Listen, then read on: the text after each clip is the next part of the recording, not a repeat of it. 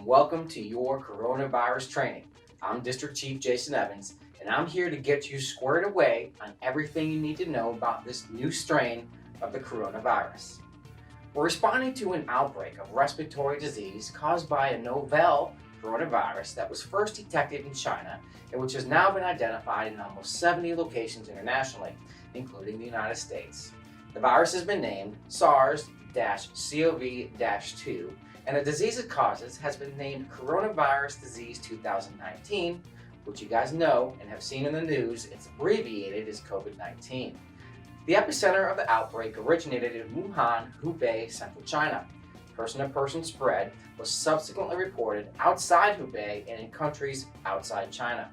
COVID-19 made its introduction right here in the United States during the week of February 23rd, with the CDC reporting community spread of the virus in California, and has since made its way right here to the sunny shores of Florida, with 72 travel-related and 29 person-to-person cases as of this training.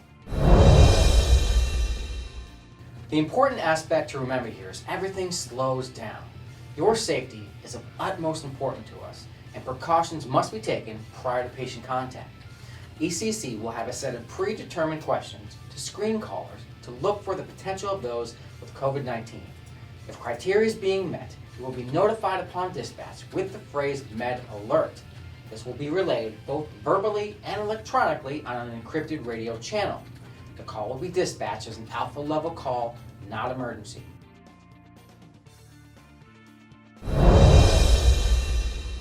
You'll be in close communication with your district chief to review the situation and the patient's status. The first arrival responder should make verbal contact with the patient and attempt to confirm the information provided by the 911 call taker. You'll be asking questions regarding the signs and symptoms, doing that doorway a minimum of 6 feet between you and the patient. Circumstances may be different depending on the dynamics of that scene. General questions may include: have you traveled outside the United States, or have you been in contact with someone who has traveled outside the United States within the past 14 days? Have you traveled to China in the last 14 days, or been in contact with someone who has traveled to China, Iran, Italy, Japan, or South Korea in the last 14 days? You're also looking for those clinical features. Fever may be subjective or confirmed. Close contact is defined as being within approximately 6 feet of a COVID-19 case for a prolonged period. Close contact can occur while caring for, living with, visiting, or sharing areas with a COVID-19 case, or having direct contact with infectious secretions of a COVID-19 case, for example, being coughed on or sneezed on. Once the district chief has patient information, the district chief or lead provider should then contact our designated infection control officer. They will compile the information and assist by calling the Department of Health and discussing the case with their experts.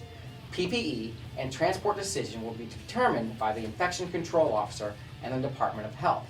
It will also be determined if this patient even needs to be transported.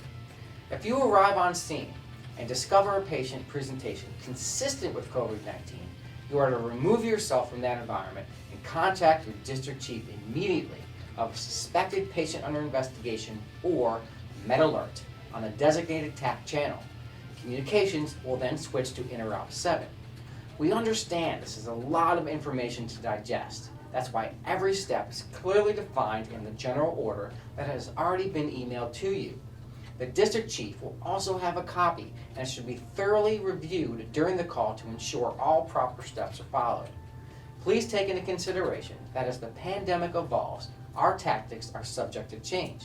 Please keep a high index of suspicion and stay current on any information your administration relays to you.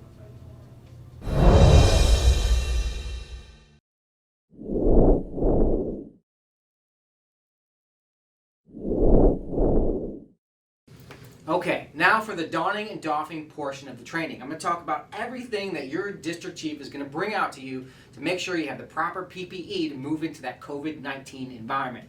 That PPE is going to consist of coveralls. This is like a big, giant onesie with a zipper in the front. Everybody's going to put this on.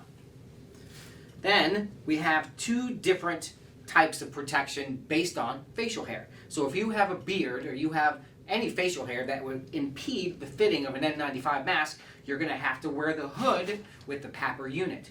If you're clean shaven, then you can wear the N95 mask. So that's the difference between the N95 and the hood with the PAPR unit. And then we're going to have the PAPR unit itself, which has a handy little battery pack to power it. It has a flexible piece of hosing to hook the PAPR to the hood, and it also has these filters that come in this foil packaging. There's 3 filters, and once the filters are on the PAPR unit, it looks just like this. They come out of that foil package and then they screw in there. Single use.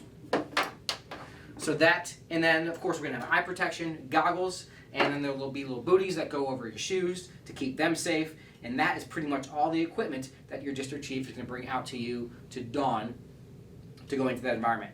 So let's talk about how to put it on. Shauna is going to be my wonderful assistant over here. So we don't get confused, this is the general order that was sent to you guys. You should be familiar with it. You should have a level of familiarity with it. And then your district chief is going to bring this out. When you go through this whole scenario, take it out so you don't miss a step or you don't mess anything up, because it's very important. So we're going to start with the donning portion. So step 1, you want to remove any jewelry that you might have on. Watches, rings, whatever. Get that stuff off, get it out of the way, because you don't want your jewelry to have to, you don't want to have to put your nice watch in a biohazard bin, right? No, you paid a lot of money for that. Work hard for it. Next, you're going to, if you're a female or you're a guy with long hair, we got to get that hair up and out of the way. So that is definitely step 1, to do those things. Then we're going to, once we have all our PPE ready to go, we're going to inspect it. Make sure it doesn't have any rips or tears in it. Make sure it works. Make sure everything's good to go. Make sure you got your filter screwed in tight. Make sure your battery's good and charged. So we're going to inspect everything to make sure it's ready to go. The next step is we're going to perform hand hygiene. Now out in the field, you're not going to have access to a sink, so we're going to use this approved hand sanitizing solution to do some good hand hygiene. The next step is we're going to allow your hands to dry a little bit before we put those gloves on. Remember, everything slows down. We're not in a rush here, so you can let your hands dry a little bit. And then we're going to put on our first pair of gloves, because we're going to be double gloving before going into this environment. So I'm going to let Shauna put those gloves on. Next step, putting on the coveralls. Here we go. Allow Shauna to put this on. All right. All set? Yes. All right. Next step is we're going to put on our boot and shoe protectors. If you have those, we're going to put those on.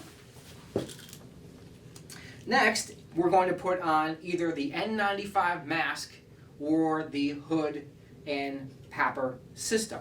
Now that depends on facial hair. So if you have a beard and mustache, we're going to go with the hood and PAPR. For clean shaven, then we're going to go with the N95 mask. Let's start with the N95 mask. This is the N95 mask, and it goes on one certain way. So the 3M logo, if yours has the 3M logo, if it doesn't, and it's still an N95, that's okay. We want to make sure we put it on right, and you can tell if it's upright because there's a nose piece on the top side, and the nose piece has a little piece of metal in it, so we can nicely form it over our nose so we get a tight seal. It also has 2 bands, so when you put it on, you want to put the bottom band over first. That goes around the nape of the neck, and then the top band goes over the crown of the head. So we're going to have Shauna put on that N95 mask. All right, got a nice good seal there. All right, the next step is to put on our goggles. Your goggles might look a little bit different from these, but the key component of the goggles is they cover the front and they wrap around the sides. You guys are probably going to have full face goggles, but nonetheless, we need good eye protection. After we get the goggles on, we are going to put on the second set of gloves. So Sean's going to go ahead and do that. And then those gloves are going to go over the sleeves. The first set of gloves should go under the sleeves, and then that second set of gloves is going to go over the sleeves to add protection so nothing gets in there. All right. Awesome. As soon as Shauna gets that glove over that sleeve there, she is going to be prepared to move into that environment with a suspected or confirmed COVID-19 patient. Now we're going to discuss doffing the PPE once you remove the patient from the COVID-19 environment, transport them to the hospital, and then you're going to wait for instructions from hospital staff and your district chief, because you have to go to a designated area to doff this PPE because it has to go into biohazard. You're not just going to stand out in the bay and take all this stuff off and sling coronavirus everywhere. So, all right, Shauna, you ready? Yeah. So the first thing we're going to do is we're going to inspect everything. We're going to inspect our gloves. We're going to look at the suit, make sure we don't have any rips or tears, or we were contaminated, or you got a rip in your glove and you got a cut. If you see any of those things, make sure you let your district chief know right away, and they'll have to let the infection control officer know right away. So after your inspection, hand hygiene. Even though you got gloves on, we're going to do hand hygiene to clean any virus that might be stuck to the outside of your gloves. And then after Shauna does that, she's going to take that first outer, using good glove technique, she's going to take that first outer layer of gloves off and put them right into the biohazard. All right.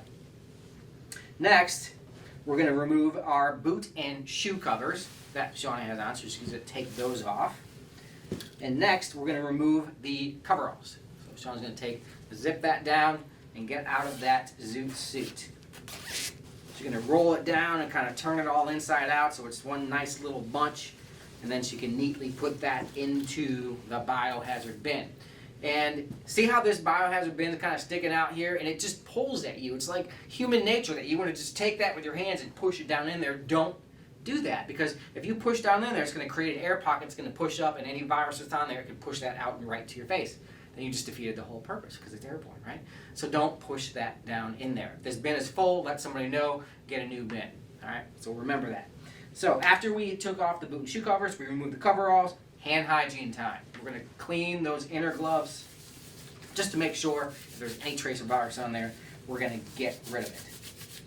All right, next step after hand hygiene is we're going to remove the goggles. You're going to take those off and throw them away into the bin. And then you're going to hand hygiene again, because we touched something possibly contaminated. Then the next step is to remove the N95 respirator.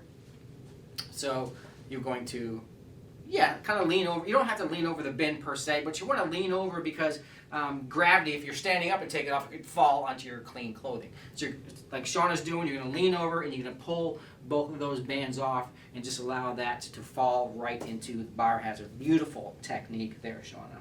Now we're going to do hand hygiene again. And then the last step for Shauna, following the GO perfectly, is going to use good glove removal technique and remove those inner gloves and get them into the biohazard bin. Shauna, you are a superstar. Good job. Okay, now we're going to discuss donning and doffing the PAPR system. Remember, you're going to wear the PAPR system if you have facial hair, because you can't get a good seal with the N95 mask. So first we're going to make sure we have everything that we need. We're going to inspect it. We're going to look at the coveralls. We're going to make sure we got our filters hooked up. You're going to make sure you have your tubing, make sure your battery, it's good and charged. You're going to test the battery with the system and make sure everything's ready to go. And then the process is similar-ish to when we were donning everything with the N95. So we're going to start with removing all personal items. So watches, rings, necklaces, anything that we don't want to get contaminated in that environment has to go. Girls and guys, if your hair's long, got to put that up. Then we're going to use good hand hygiene. We're going to inspect everything, make sure it's ready to go, and then we're going to don our first pair of gloves. Then Shauna's going to put this awesome onesie on. And while she was doing that, I'm going to get the PAPR system ready. So I'm going to hook this tube. Remember, the white side goes towards the hood, the other side goes onto the PAPR, and then there's a little thumb screw on there that you're going to tighten down to make sure that hose stays good and snug onto the PAPR system. And then we're going to take our hood, and the hood, when it comes brand new, it has a white piece of paper on the front of it. Just tear that away so you have a nice clean visor there to start with. Then you're going to take your tubing, you're going to hook that to the hood. So that's ready to go. And then we're going to test out our PAPR system by hooking up the battery. There's a little 3-prong plug here. You're going to plug that in, and then we're going to turn it on and hear that beautiful music of the PAPR system. And that's what we want. All right, so everything is ready to go. We got our first pair of gloves on, we got our coveralls on, and our boot and shoe cover. Sean's going to put those on too. And then it's time to put the PAPR on. So I recommend that before you put this hood on, turn the PAPR system on. Because if you put this thing on without that airflow and you start breathing in there, it's going to fog up your mask and you're not going to see anything. So let's turn this on so we get that airflow in there. And then we're going to open up the center of the hood there, and Sean's going to put this on.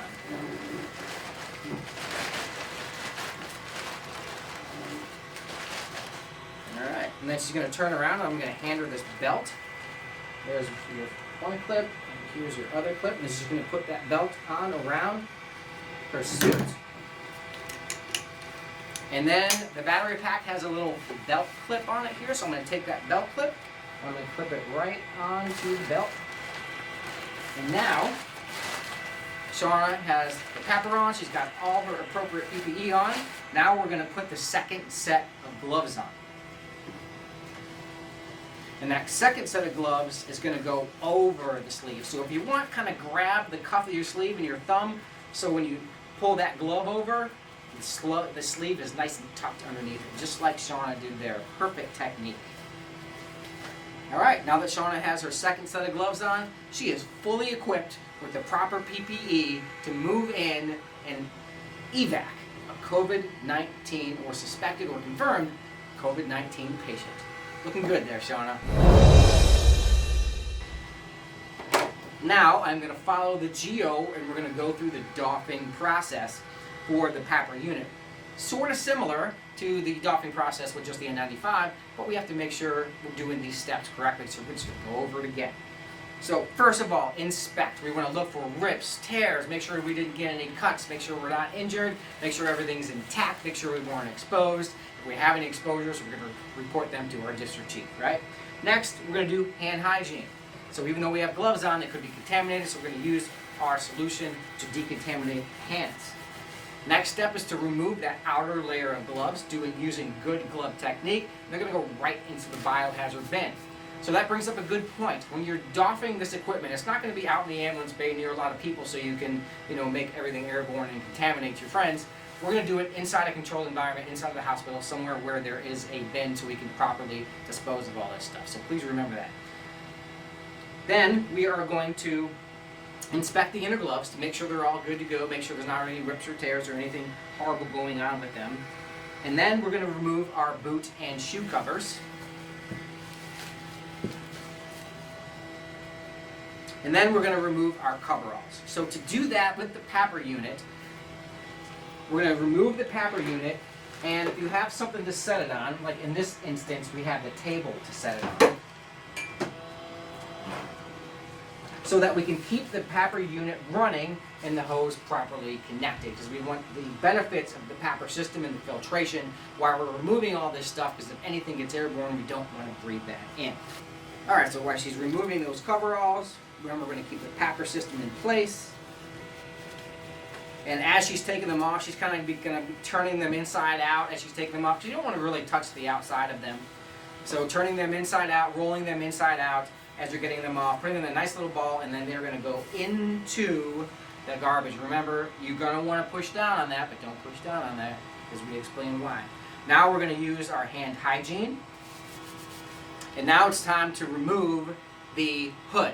So she's kind of going to go use her hands to go inside the hood there, and we're going to remove that, and that's going to be disposed of as well, but we're not going to throw the PAPR system in the biohazard. That's going to go in a separate biohazard bin so that can be properly decontaminated later. And for the purposes of the video, I'm going to turn this off because it's kind of loud. Now, the last step is to do hand hygiene once again, and then we're going to remove that inner set of gloves using proper removal technique. Sean is doing an amazing job there.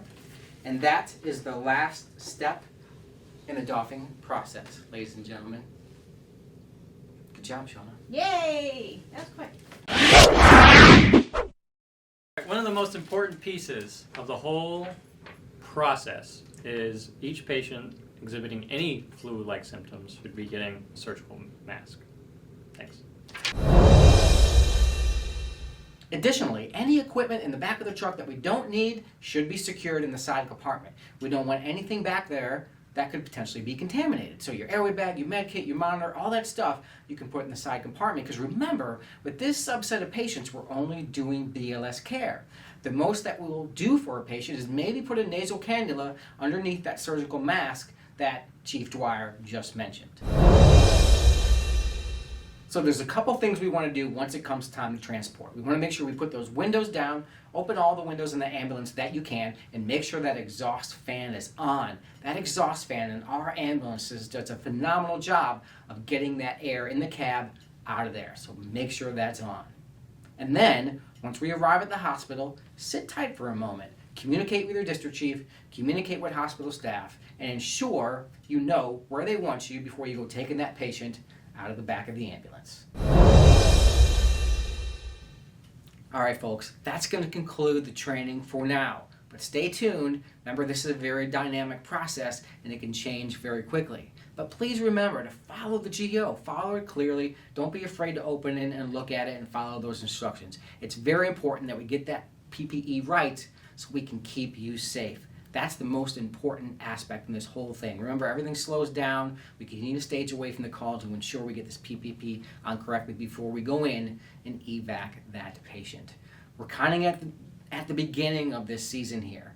We're going to be running a lot more of these cases here in the near future. It's going to get a little worse before it gets better. And I'm not saying that to scare you out of your mind. I'm saying that to scare you into your mind. I want you to think, be smart, have good situational awareness, take care of each other, and most importantly, take care of yourselves. Get plenty of rest, hydrate, take your vitamins, try to de-stress yourself, keep that immune system strong. It's going to be important during this time. So please take care of yourself, because trust me, we're going to do everything we can to take good care of you. All right, folks, take care and have a good one.